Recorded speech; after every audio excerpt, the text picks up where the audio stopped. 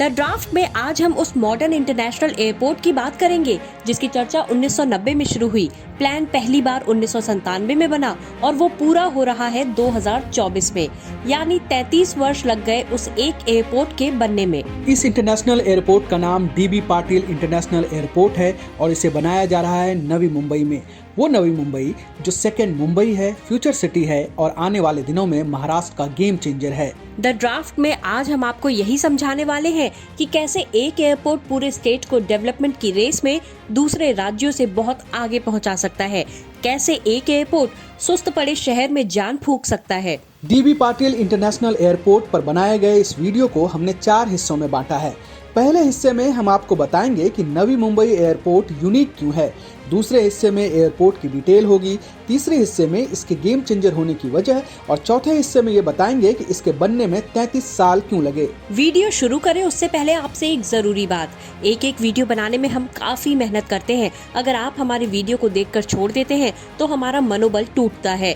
देखने के बाद वीडियो को लाइक करें, शेयर करें और चैनल को सब्सक्राइब जरूर करें। अब सबसे पहले ये समझिए कि Navi Mumbai international airport unique क्यों है। इसका सबसे बड़ा कारण है कनेक्टिविटी। भारत में ऐसा पहली बार है कि कोई airport her mode of transport से कनेक्ट होगा।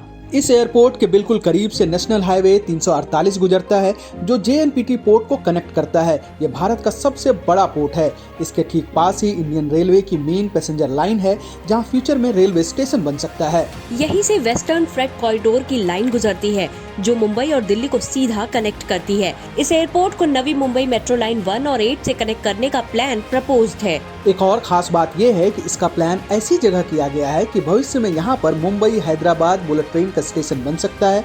इसका काम फिलहाल प्लानिंग के स्तर पर है। इस सब के अलावा नवी मुंबई एयरपोर्ट को MTHL ब्रिज से कनेक्ट करने के लिए 7 से 10 किलोमीटर लंबी सड़क बनाने का प्लान है, यानी ये समंदर से भी कनेक्ट हो रहा है। ऐसे में जब आप इस एयरपोर्ट को देखेंगे तो ये passenger train, freight train, bullet train, metro train, national highway और सी ब्रिज सभी से वेल कनेक्टेड होगा।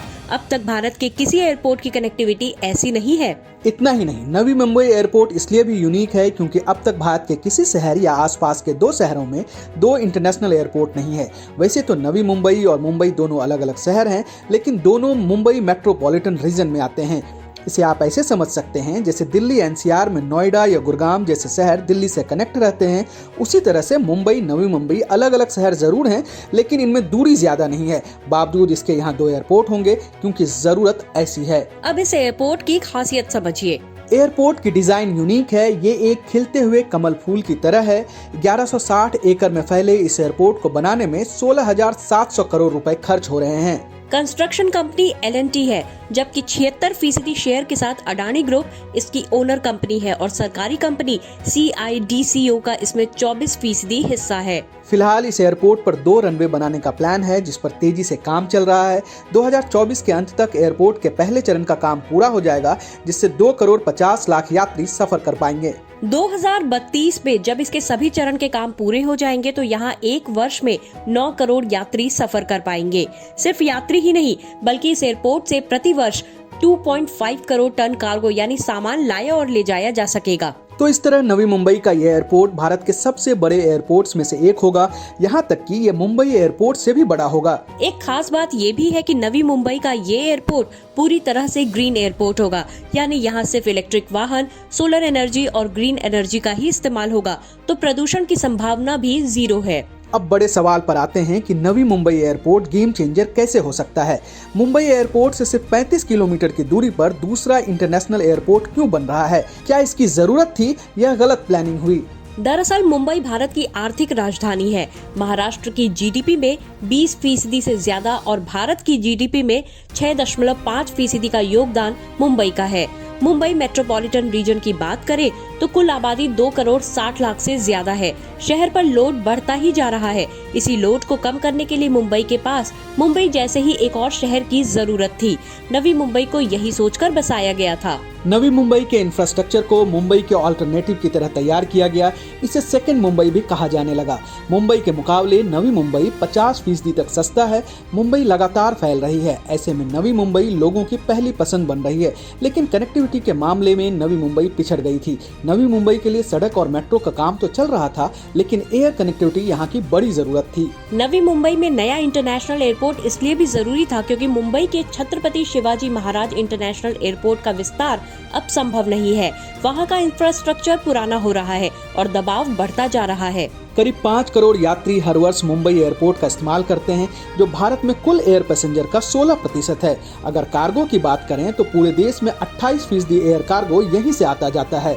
इतना ही नहीं, पूरे देश में 15% विमानों की आवाजाही भी इसी एयरपोर्ट से होती है। यानी देश के दूसरे हिस्सों के मुकाबले मुंबई एयरपोर्ट पर दबाव सबसे ज्यादा है और भीड़ भी। अगर आप पूरे वर्ष को देखें तो मुंबई में हर दिन करीब 1000 विमान टेक ऑफ करते हैं या उनकी लैंडिंग होती है। औसतन 1000 फ्लाइट प्रतिदिन, यानी 1 घंटे में 41 विमान और 90 सेकंड में एक विमान यहाँ लैंड करता है या यहाँ से उड़ान भरता है। सोचिए, जब किसी एयरपोर्ट पर एक विमान को हैंडल करने के लिए सिर्फ 90 सेकंड का समय होगा तो हादसों की आशंका बढ़ सकती है। ग्लोबल बिजनेस के इस दौर में मुंबई दुनिया भर के व्यापार का केंद्र है। दुनिया की बड़ी बड़ी कंपनियों के दफ्तर मुंबई में है, जिसके कारण पूरी दुनिया के बड़े बड़े बिजनेस लीडर्स मुंबई एयरपोर्ट का इस्तेमाल करते हैं। एक तरह से मुंबई बिजनेस इंडिया का फेस है। ऐसे में वहाँ की जरूरत को इग्नोर करना संभव नहीं है। इसीलिए हम कह सकते हैं कि नवी मुंबई एयरपोर्ट न सिर्फ महाराष्ट्र के विकास के लिए जरूरी है, बल्कि देश के विकास में भी इसका अहम रोल रहने वाला है, जो भारत के $5 ट्रिलियन इकोनॉमी के लिए गेम चेंजर बन सकता है। इन्हीं बातों को ध्यान में रखते हुए मुंबई के पास दूसरे इंटरनेशनल एयरपोर्ट की जरूरत लंबे समय से महसूस की जा रही थी। ये लंबा समय कोई 1-2 साल नहीं है, बल्कि इसकी 33 साल पुरानी कहानी है। ये कहानी है 1990 के शुरुआती दशक की। 1991 में पीवी नरसिम्हा राव देश के प्रधानमंत्री और मनमोहन सिंह उस सरकार में वित्त मंत्री बने। नरसिम्हा राव सरकार में आर्थिक उदारीकरण का फैसला हुआ और पहली बार भारतीय बाजार पूरी दुनिया के लिए खुले, जिसके बाद दुनिया भर की बड़ी बड़ी कंपनियों के दफ्तर मुंबई में खुलने लगे। पहले से भारत की आर्थिक राजधानी रही मुंबई भी तेजी से विकास की दौड़ में आगे बढ़ा। तभी मुंबई के टाउन प्लानर्स को पहली बार लगा कि मुंबई का एयरपोर्ट आने वाले समय में छोटा पड़ने वाला है। इसलिए सबसे पहले 1990 के दशक के शुरुआती सालों में नवी मुंबई एयरपोर्ट की चर्चा हुई, लेकिन ये सिर्फ चर्चा तक रही, आगे कुछ नहीं हुआ। 1997 में पहली बार केंद्र सरकार ने मुंबई के छत्रपति शिवाजी महाराज इंटरनेशनल एयरपोर्ट के एक्सटेंशन के लिए जमीन तलाशने के लिए एक कमेटी बनाई। इस कमेटी ने 3 वर्षों के बाद साल 2000 में मंडवा रेवास में एक साइट की सिफारिश की। सितंबर 2000 में सिडको ने नवी मुंबई में 2 रनवे वाला एक साइट प्रपोज किया।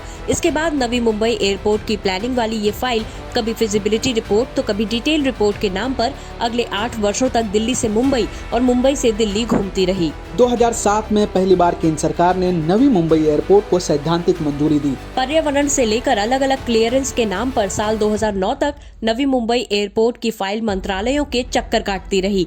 2010 के आखिर में किसी तरह से इस एयरपोर्ट को क्लियरेंस तो मिल गया, लेकिन इसका काम शुरू नहीं हो पाया। 4 वर्ष बाद 2014 में पहली बार नवी मुंबई एयरपोर्ट का टेंडर हुआ और अगले 3 वर्ष तक यानी 2016 तक टेंडर ही होता रहा। 2017 में जीवीके ग्रुप को एयरपोर्ट का टेंडर मिला। अब वक्त था नवी मुंबई एयरपोर्ट का काम शुरू होने का। तभी स्थानीय गांव वालों ने इसका विरोध शुरू कर दिया। किसी तरह से उन्हें समझाया गया और उनके साथ समझौता हुआ तो एयरपोर्ट का रास्ता साफ हुआ। 18 फरवरी 2018 में प्रधानमंत्री नरेंद्र मोदी ने नवी मुंबई एयरपोर्ट का शिलान्यास किया। काम रफ्तार पकड़ता उससे पहले लोकसभा चुनाव आ गया और फिर कोविड के कारण लंबे समय तक यहाँ काम रुका रहा। लाख कोशिश के बाद भी नवी मुंबई एयरपोर्ट के काम में स्पीड नहीं आ पा रही थी। पिछले 2 वर्षों से यहाँ काम काफी तेजी से चल रहा है। उम्मीद है कि इस वर्ष के अंत तक नवी मुंबई एयरपोर्ट का पहला फेज पूरा हो जाएगा और यहाँ से उड़ानें शुरू हो जाएंगी। हालांकि नवी मुंबई एयरपोर्ट के बनने से पहले ही इसकी ऑपरेटिंग कंपनी जीवीके ग्रुप ने इसे अडानी ग्रुप को बेच दिया। अब इसको बनाने से लेकर देखरेख की पूरी जिम्मेदारी अडानी ग्रुप की है। अडानी ग्रुप पहले से देश के 7 एयरपोर्ट्स का संचालन कर रहा है, जिसमें मुंबई का छत्रपति शिवाजी महाराज इंटरनेशनल एयरपोर्ट भी शामिल है। कुल मिला के नवी मुंबई एयरपोर्ट के आइडिया और प्लानिंग से लेकर इसके बनने तक में 33 वर्ष लग गए और अब जाकर इस एयरपोर्ट का सपना पूरा हो रहा है। लेकिन ये सपना सिर्फ नवी मुंबई का नहीं है, बल्कि इससे कई और जिले डायरेक्ट या इनडायरेक्ट रूप से जुड़े हैं। नवी मुंबई एयरपोर्ट का लोकेशन इतना यूनिक है कि नवी मुंबई की मेन सिटी से एयरपोर्ट की दूरी मात्र 18 किलोमीटर है। मुंबई के गेटवे ऑफ इंडिया से मात्र 49 किलोमीटर, पुणे से 115 किलोमीटर, नासिक से 170 किलोमीटर और रत्नागिरी से 296 किलोमीटर। यानी ये एयरपोर्ट एक साथ 5 शहरों के लोगों को हवाई यात्रा कराने में सक्षम है। आपको हमारा ये एपिसोड कैसा लगा, इस वीडियो में दी गई जानकारी आपको कैसी लगी, कमेंट जरूर कीजिए। अगर आपको हमारा वीडियो अच्छा लगा तो इसे दोस्तों और परिवार के दूसरे सदस्यों को फॉरवर्ड कीजिए और उन्हें भी हमारे चैनल को सब्सक्राइब करने के लिए कहिए।